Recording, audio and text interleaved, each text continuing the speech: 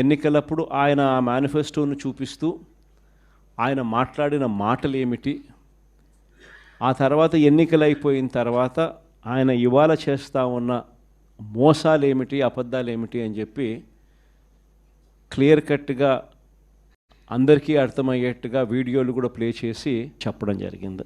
ఈరోజు మనమంతా కూడా ఎందుకు ఏకమైనాము అని అంటే, సంవత్సర కాలం అయిపోయింది. ఈ సంవత్సర కాలంలో చంద్రబాబు నాయుడు గారి వల్ల ప్రజలకు జరిగిన నష్టం,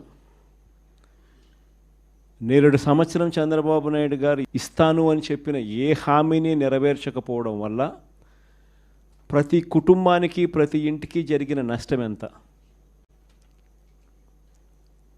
ఈ సంవత్సరం తాను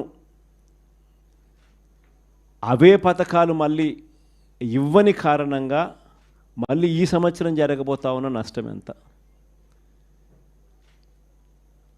రెండవది, మన ప్రభుత్వం కొనసాగి ఉండింటే ప్రజలకు అన్ని పథకాలు అందుతూ ఉన్న పరిస్థితుల మధ్య ఆ పథకాలన్నీ రద్దయిపోయిన పరిస్థితులు.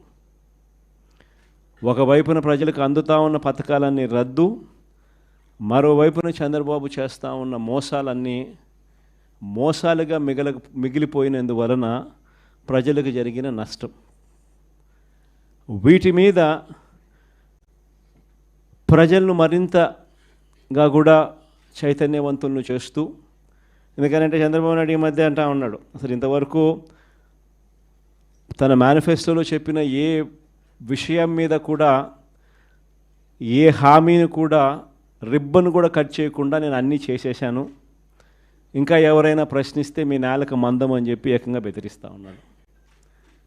అసలు ఏమి చేసినావు స్వామి నువ్వు? ఇంతవరకు చేసింది ఏమీ లేదు, అప్పుడే అన్నీ చేసేసినానని చెప్తా ఉన్నావు. పైగా నేను ఎవడన్నా ప్రశ్నిస్తే నీ నేలకు మందం అని చెప్పి నువ్వు మళ్ళీ బెదిరిస్తూ ఉండవు నువ్వు అని చంద్రబాబు నాయుడు గారిని గట్టిగా నిలదీసే కార్యక్రమంలో భాగంగా చంద్రబాబు నాయుడు గారి మేనిఫెస్టోను